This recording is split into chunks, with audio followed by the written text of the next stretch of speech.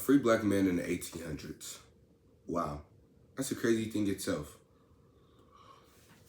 And on top of that, the first African American to practice law. Yeah, Macon Boyle Island was on top of the world. Hello. Welcome to Dropping Black Gems with your host, Kendrick Johnson. And here, we're going to be speaking on Macon Boyle Island, first ever African American to practice law. Alan Macon Boyle was born in Indiana on August 4th, 1816. That was a long time ago. You can't even lie. Very long. But even though he was a free man, technically, it didn't feel like it. Alan was self-educated. Yes, he was self-educated. Let me repeat that one more time. Self-educated, which means he taught himself how to read and write and still went on to study law. That's quite impressive. Let's not even lie.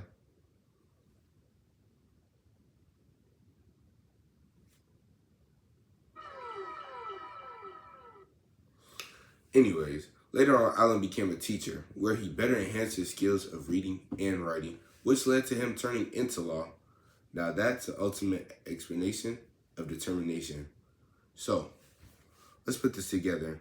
Alan, who is self-taught, eventually went on to teach others. Yeah, he was determined to do that.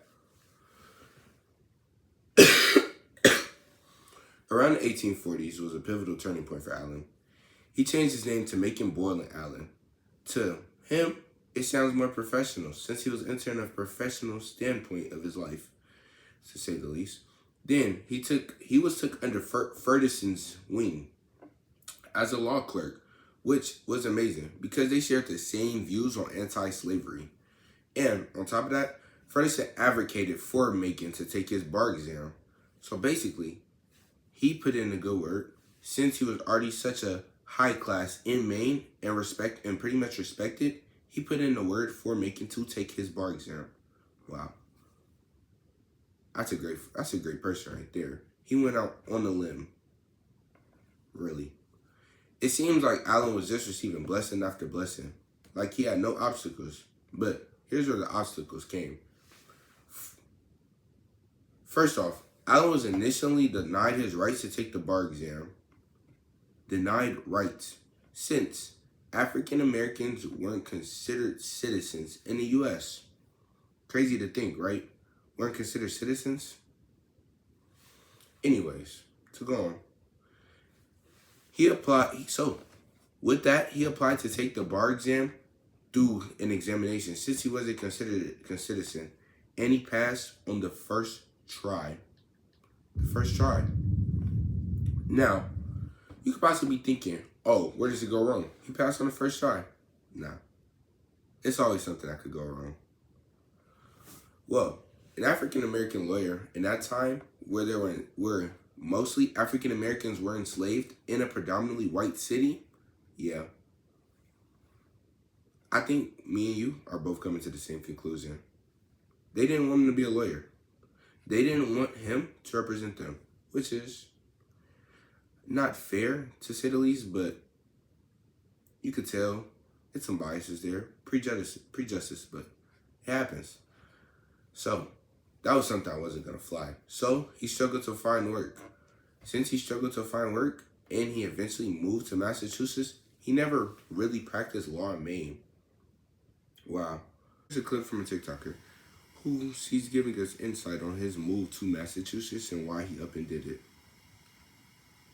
They were because white people didn't want to hire a black lawyer to represent them. And black people couldn't hire him because they generally couldn't afford lawyers. So he up and moved to Boston, Massachusetts, passed the bar exam, and opened the first African-American law office with Robert Morris Jr. That just gives us a little more insight of his move to Massachusetts and what generally pushed him out of where he was already in Maine and how he couldn't just stay comfortable there. He had to go to Massachusetts in order to be successful in experience. So, Macon moved on to Massachusetts, where there he met his wife, Hannah Allen.